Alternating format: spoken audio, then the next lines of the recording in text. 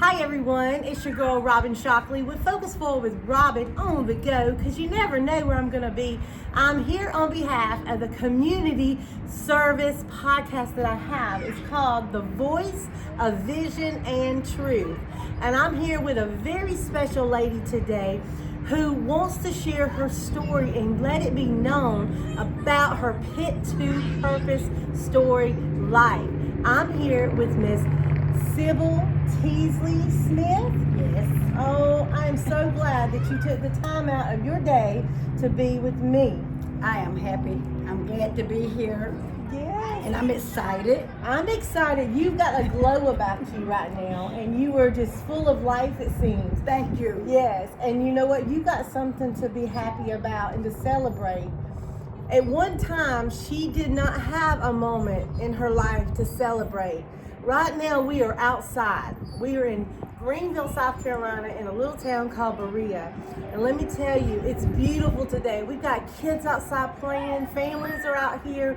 We're smiling, we're full of life. Yeah. But this lady right here didn't always have a joyful life. I didn't. So let's backtrack a little bit, Miss Sybil.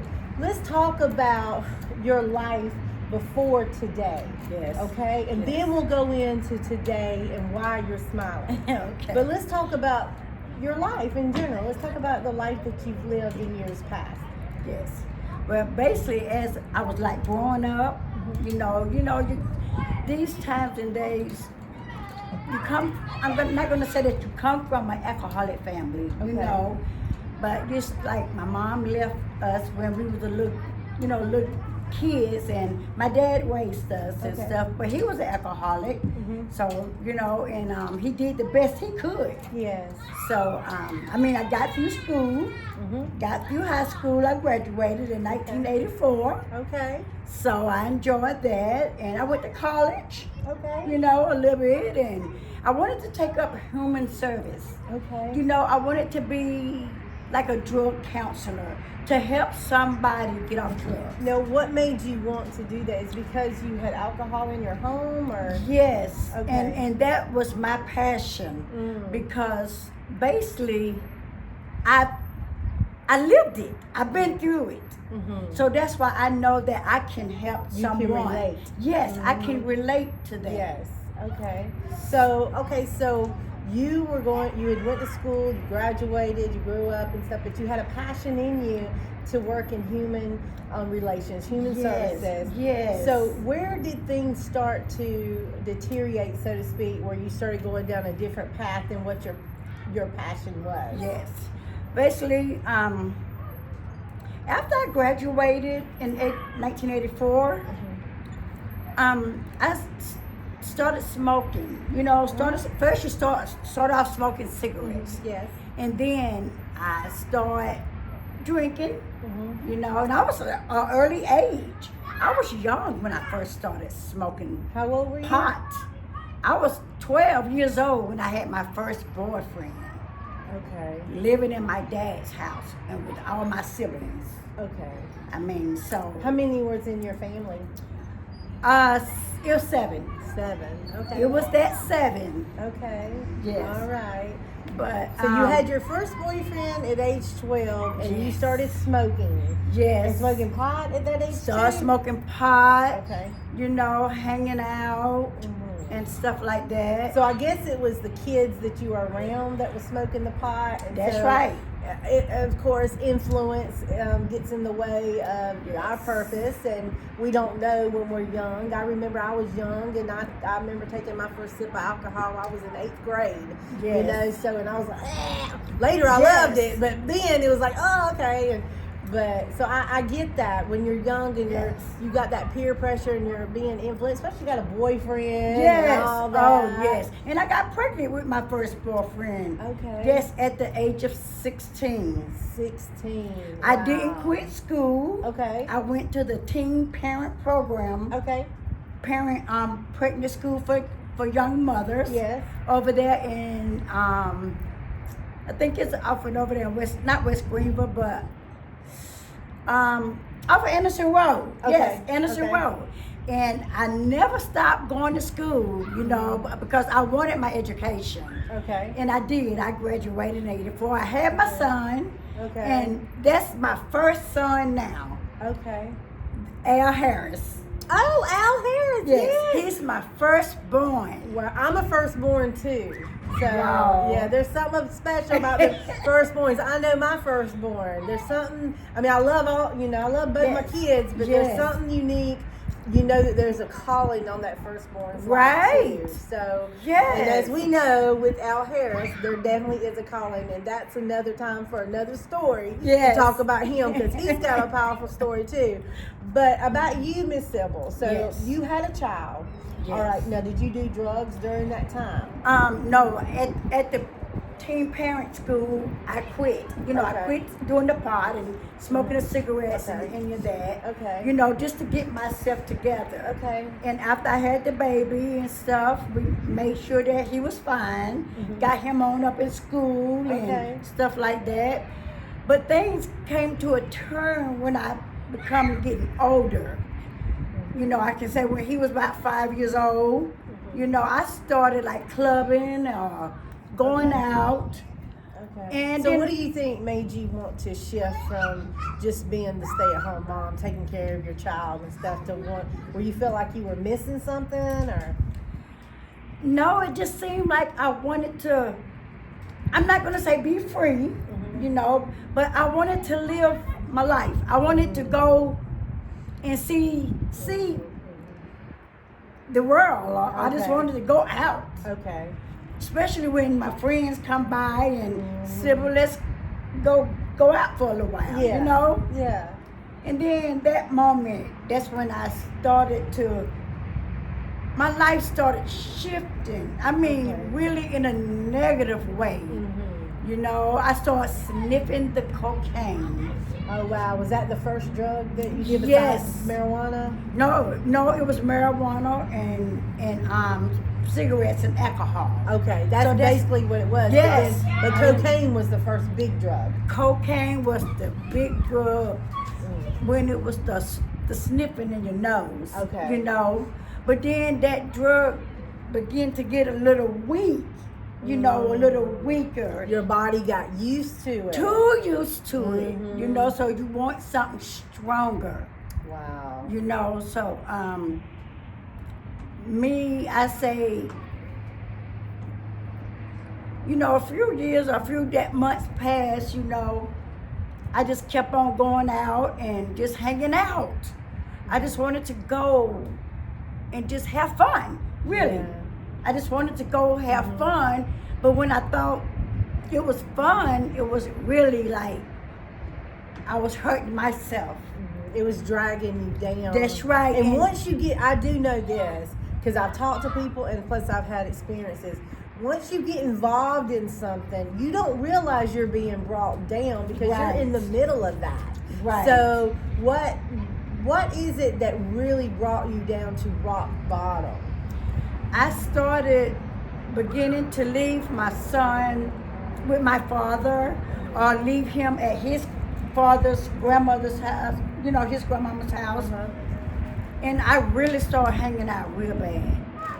And then I some kind of way I got connected with the wrong crowd. Okay. And I tried crack. Okay. Mhm. So crack is, for people that don't know, crack is a form of cocaine. Yes. That's melted. Is that right? No, it's something you have to. It's something like it is a form of a cocaine first. You gotta cook it, boil it, and stuff like that. You know, and it comes into a form of a rock. So it's really like a rock, like Okay. a piece of rock, right? Okay. You know. So you got into dealing with the crack. Yes, and that destroyed my life. It destroyed my life. What kind of effects did it have on your life? It made you want more and more and more, and then you don't feed yourself. You don't eat. You don't want to eat. All you want to do is feel that high, or feel the that feeling, you know. Yeah. Because if you start one, you're going to want another one and another one and another one. And that's the worst thing I ever done in my life. Did it cause you to lose your focus as far as like the attention that you needed to focus on work or focus on your child? Or Oh yes, at the time I was working at Bilo over by Greenwood Tech on 291. Bilo is a grocery store for those that are on our international level. So she was working at a grocery store. And ever since 2004, I've been working at that Bilo, but they closed down. And sometimes I act like I can stay out all night and know I had to go to work the next morning. Yeah. And then let me tell you, I think I can just go put my uniform on and go to work, right out the street. And people wouldn't even know it. People wouldn't notice it, but they do. They do. I was on my cash register taking care of customers, and I end up dozing off because like this, and I was tired. Trying to work and hang out and do drugs at the same time. Wow. I thought I can do it, but I couldn't. And I said, oh, did I go to sleep? I am so tired, But you were a half functioning addict. Yes, I was addicted to it. I mean it. It have become so strong in my life that I was addicted. Wow. So at this point, you still have a small child, right? Is Al still small? Do you have any other children or anything? Yes, I have 6 boys and 1 girl. Okay. And all my children are grown. They got their own children, and they got their own home. Okay. I have 16 grandbabies. Wow, nice. So, but it was hard to even try to get off that crack. Well, this is what we're going to do. We're going to take a brief break. And when we come back, we're going to talk to Miss Sybil. We're going to go a little bit more in depth how she got off crack, what happened to her to make her wake up to realize that her life was valuable and the importance of her being here for her children. Because as you see, we are at a playground today surrounded by children that are out here with laughter and joy. And at one point, her home life wasn't like this, because of what she had been experiencing and the things that she was involved in. So stay tuned. We're going to be right back with the voice of vision and truth. This is your girl, Robin Shockley, and we'll be right back soon.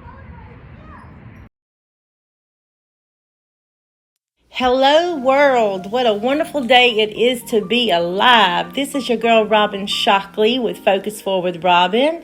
You never know where I'm going to be is what I always say. And I just wanted to come on here today to share a little piece of my life journey with you. I am in a new transition year. Over the last few years, I've had to go through some different aspects of my life, but this year was something different. I'm living my new reality. How am I living that new reality? Is I'm realizing some things about I need to let go of, which is people, places, and things. Also, I'm realizing things to embrace, things that I like about myself, things that I don't like about myself, and things that I'm willing to adjust, and some things I'm just not willing to adjust. But through it all, I'm learning and I'm loving and I'm still continuing to give. And how do I do this? These are the things that I repeat in my life every single day when I get up in the mornings. And I want to share a piece of this with you. I would love for you to record this or take notes, write it down, and say this speech every day. It will give you life and it will give you joy. I want you to repeat, I am valuable. I am loved by God. God has great plans for my life. I have favor wherever I go. God's blessings are chasing me down and overtaking me. Everything I touch prospers and succeeds. I'm excited about my future. Father, I thank you that I am strong in the Lord and in the power of your might, and I am well able to do what you have called me to do. Father, you said my steps are ordered by the Lord, so I thank you that you are guiding and directing my steps today. I speak blessings on you today, and I hope it's a wonderful day for you. When I can't sleep, these are some of the things that I do. I wake up, I cook breakfast, and I do some thinking. I also have bills I have to take care of. My life is not perfect, just as yours is not perfect. But if we can wake up every day, make up our beds, and think the possibilities of what's to come, choose our mindset to think, believe, and achieve a thing, and so it shall be. Happy, wonderful day, everybody. Now go live life on purpose. Welcome back to the Voice of Vision and Truth with Robin Shockley podcast. I am here with Miss Sybil today, and she has started out telling us about her life story and how she got involved in some situations that was not good for her. She first started telling us about how she grew up and what her passion was in life. And she started going down the right path. But of course, how things happen, we get steered in the wrong direction. And so then she starts telling us about how she got involved with drugs. And she started doing crack cocaine. And how it took a hold on her, even affecting her with her children and her mom. So Miss Sybil, that's not all that's happening. Tell us a little bit of other situations. You can see. Watch where she take them. Full of inspiration, get your daily motivation. I know after I got hooked on crack cocaine, I started hanging out in the streets, walking the streets, really wanting to do anything to get out, to get more crack. You can see. So I did. I Watch walked where the she street take and them. walked Full the of street. inspiration, get your daily motivation. I wanted to do anything I could do to get another dollar, to get me another hit. So you didn't care what happened to you personally, your body, life, or anything in that moment. You just wanted that fix. Yes, I wanted it.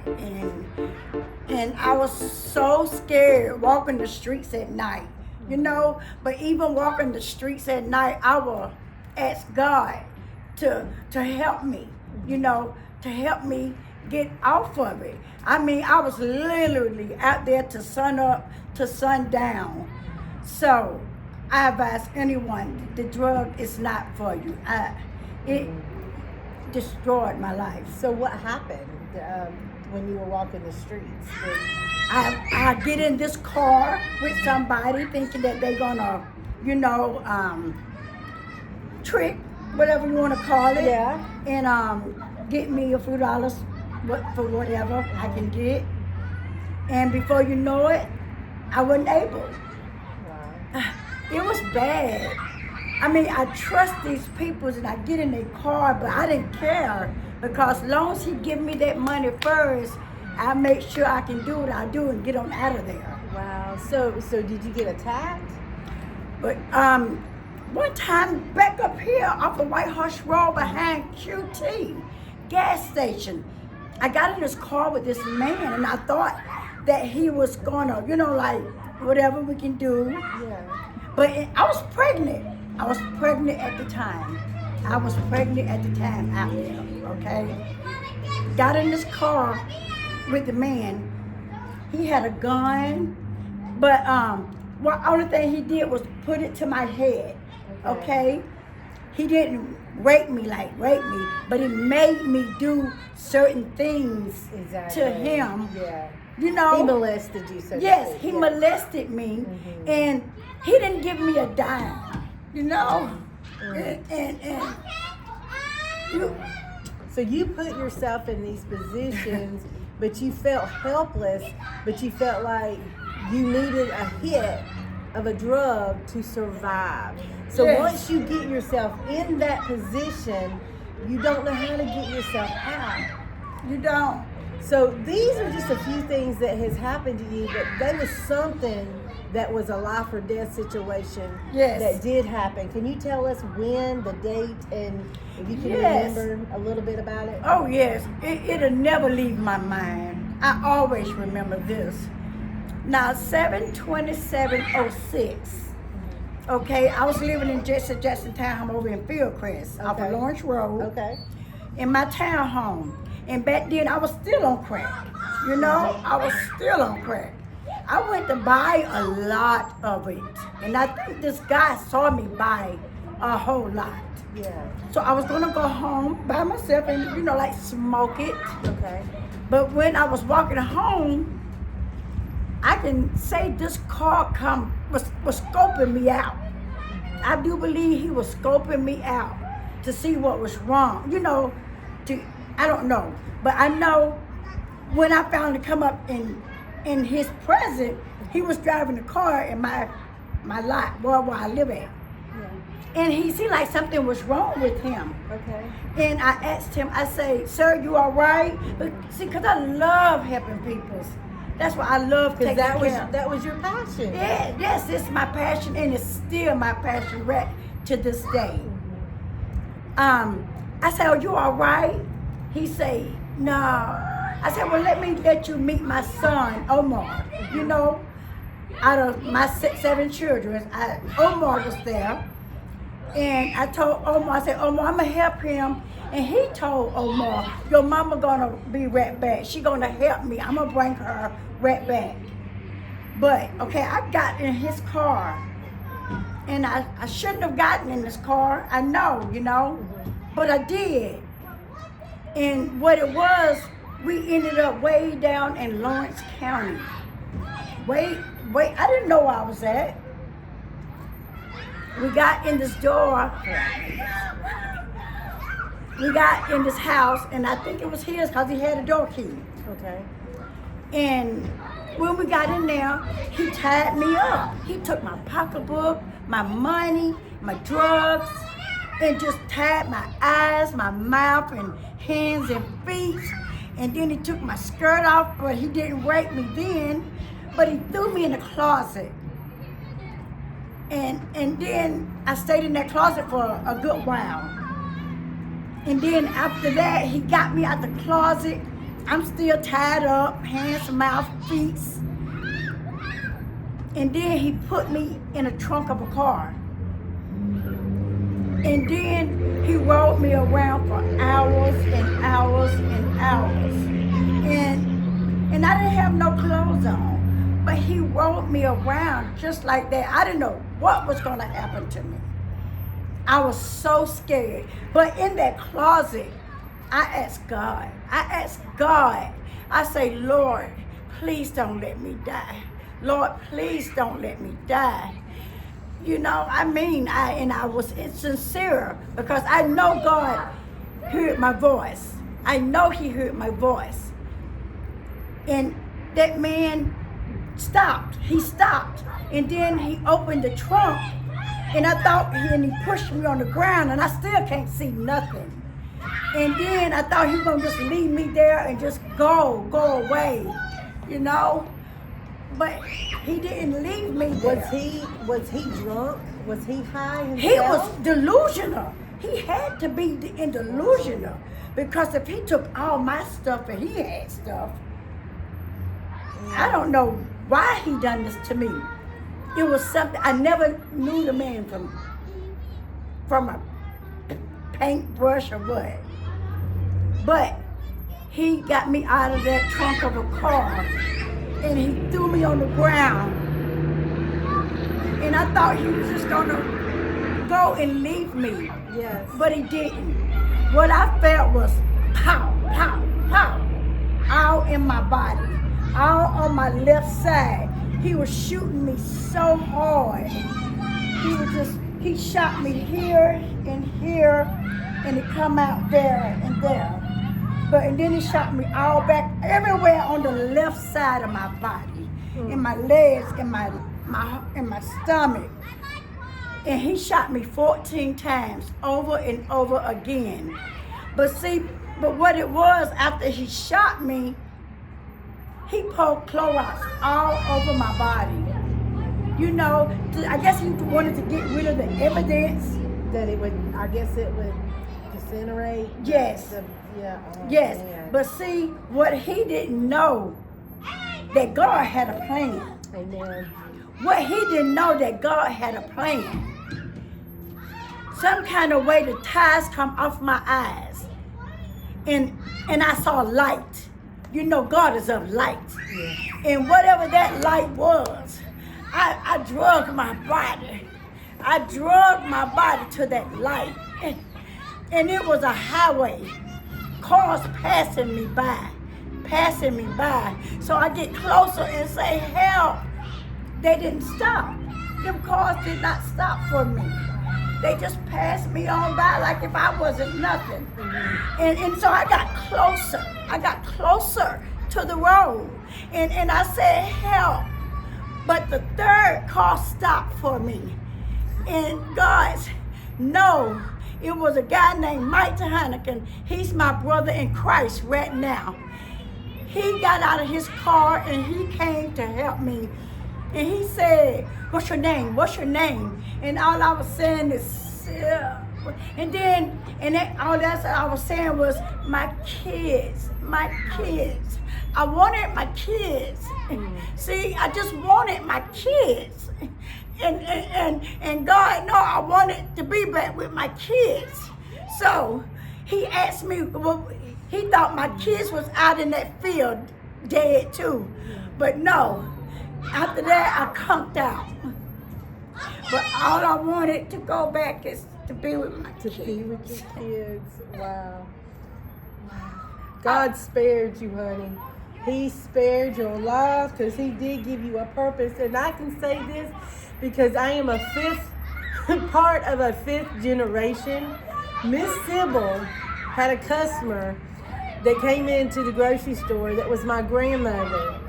And my grandmother would pray for her. I remember hearing stories about my grandmother would pray for this sweet, precious lady.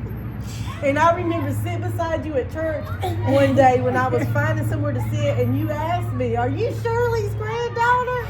And I remember that, and I said, yes. And then you told me, and I was like, I remember my mama telling me this story. Yes. So then when it come up, you came up again because you're starting to tell your testimony out now. And the thing is that we've got to testify the goodness of God and what he's done for us. There's a song, it's an old gospel song. I gotta tell somebody what Jesus done for me. Yes.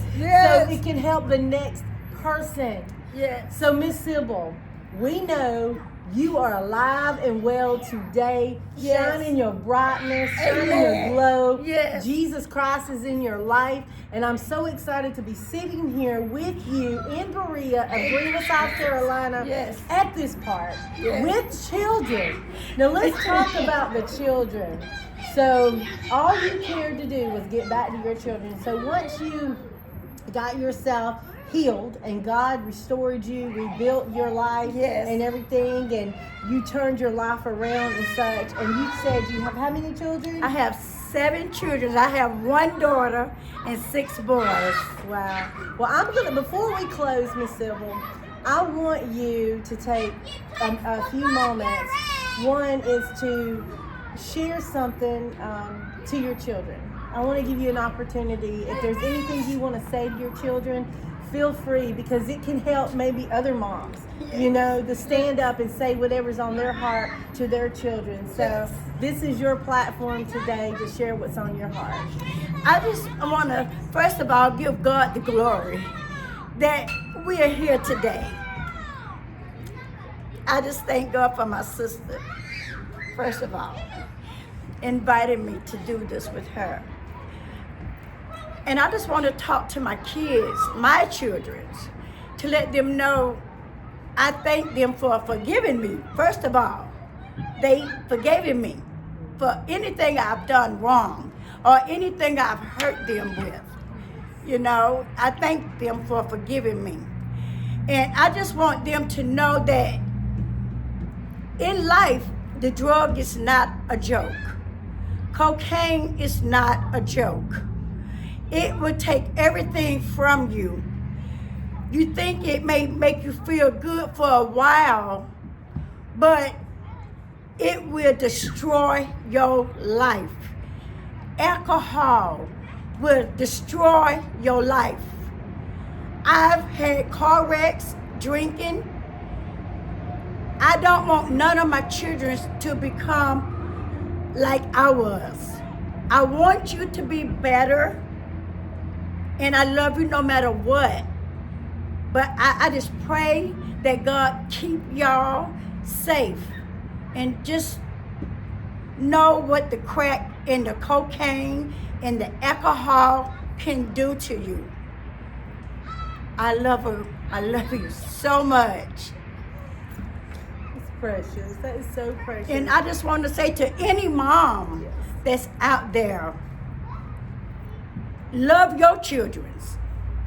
Love your children's. And turn away from drugs if anybody are out there on it. Because I hate to see anyone out there struggling. And just be strong.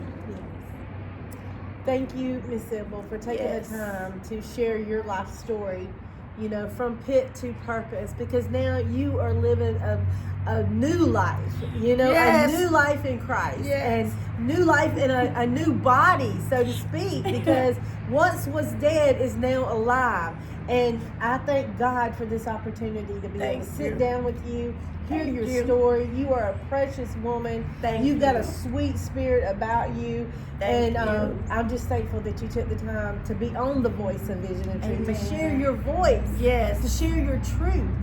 If there's anyone out there that wants to testify, to tell their story of the goodness of how they've overcome from their pit to purpose, from their trial to triumph, reach out to your girl, Robin Shockley, with Focus Forward Robin, and I would love to make this connection with you. On behalf of the Voice of Vision and Truth, this is what I always like to say. There are a lot of things that happens in our life that we can't go back and change, but we can choose to focus forward.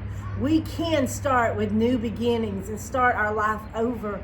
You know, we can't erase the past. Miss Sybil, she can't erase her past. But you know what? She decided God gave her a second chance to start a new life, and she has. Yes. God wants to give you a second chance as well. So if you need prayer or you need counseling or anything like that, be sure to reach out to somebody. Find you a mentor. What if she had had mentors when she was at that young age that could help her turn away from the foolishness that she was doing and the things that she was getting involved with? What if she had somebody in her life to structure her and guide her in the right direction? We can't just live by what ifs. We got to make a change for generations for tomorrow. I'm always wanting to say, impacting one generation to another by the positive seeds we sow today.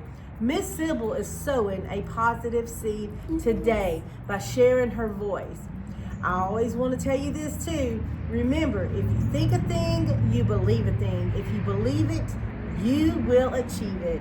It's the Focus Forward Robin way. Guys, until next time, remember, always keep looking up and know who the source of your answers is. This is your girl, Robin Shockley, on the Voice of Vision and Truth podcast. Awesome. Oh, I love you. You're so precious. Oh my God, you're so precious. Oh, your story. God has given you a new life, Miss Sybil. Oh my God, you are just, And I love you. Yes, and may you go forth and continue to be the light of hope to people. I do. You know, and you just got that happy glow. I love it. And I do on my job. I really, really do. All my customers. I mean. Well, thank you so much for being with me today. Yes. I'm loving it. I love it. I love it too. I'm so glad to see you. I know, it's been a minute. Oh gosh, I've got to show this to my grandmother and my mom. Do you have a story to bring positive impact of change to the next generation or even this generation? Contact your girl Robin Shockley on all social media platforms to tell your story on the Voice of Vision and Truth podcast.